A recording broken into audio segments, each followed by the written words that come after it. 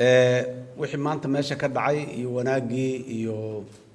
wada hadalkii horay ayaa madaxdii iga horeysana uga faallootay uga warantay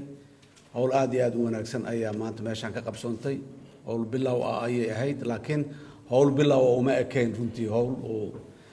meel fiican soo gaartay ayuu ka meel fiican ayay soo gaartay inaha la sheegayna waa dhiman yihiin oo waa la sii wadi doonaa waa la sii dhameystiri doonaa haddii alla yiraahdo waxaan aad iyo aad ugu mahad celinayaa ra'iisul wasaaraha xukuumadda mudane maxamed xuseen rooble oo runtii hogaamin iyo dulqaad iyo ka muujiyay maanta iyo dabacsanaan badan wada hadaladeennii iyadoo oo duruufo badan ay dalkaani meel walba ka xeeran yihiin haddana in la wada hadlo oo la wada fariisto oo la isu soo dhawaado way fiican tahay sida communique ka muuqatayna waxyaabo badanna waa la isku afgartay waxyaabo badanna waa laga sii wada hadli doonaa hadafka ugu dambeeya oo la wada hiigsanayana wuxuu yahay dalkaani doorasho inay ka dhacdo waqtiga ugu dhow ee suurtagalka ay ka dhacdo mid maxaan ku yiraahdaa raalli laga wada yahay oo lagu wada qanacsan yahay inay ahaato mid u horseeda dalkan deganaanshiyo siyaasadeed iyo nabad iyo karaamo inay noqoto haddii ay sharciyad xoog leh oo ay ka dambayso ka dhalato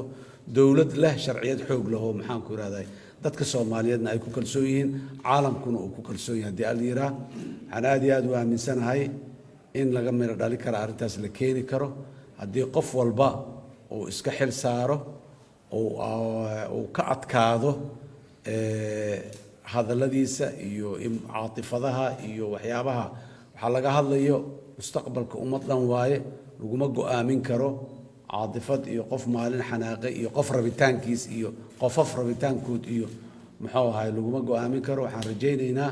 biseylkaas siyaasadeed ee maanta halkan ka dhacay inuu sii muuqdo sidoo kale waxaan aad iyo aad u bogaadinayaa mabda'iyan in la isla qaatay qof kasta oo Soomaali ah oo wax tirsanaya wax qaba ra'yi qaba in la dhageysto lala fariisto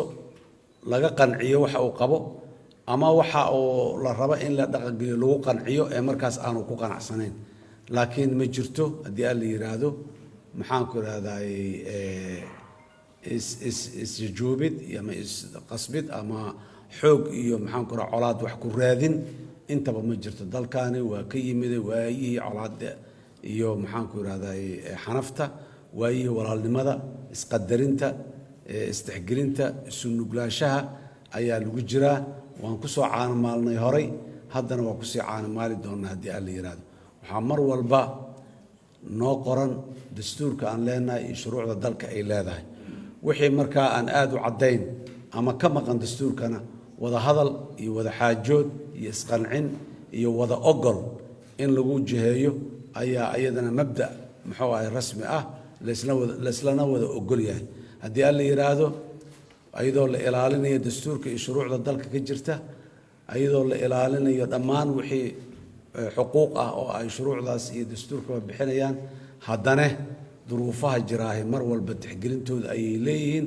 waana la tixgelin doonaa haddii alla yiraahdo mar kale waxaan u hambalyaynayaa dhammaan madaxdii mas'uuliyiintii maanta halkan muddada dheer saacadaha dheer wada fadhiyey oo wada hadal ku jiray waxaan dadka Soomaaliyeed u sheegayaa farxad iyo wanaag caawa ku seexdaano haddii alla yiraahdo inta dhimanna waxaan rajaynaynaa inay sidoo kale ku soo dhameystiranto oo maalmo badan oo qurux badan ay noo soo socdaan haddii alla yiraahdo ilaahay idankiis mar kale hambalyaan leeyahay dadka Soomaaliyeed meel kastoo joogaan aad iyo aad ayaa u mahadsantihiin wassalaamu calaykum waraxmatullaahi wabarakaatuh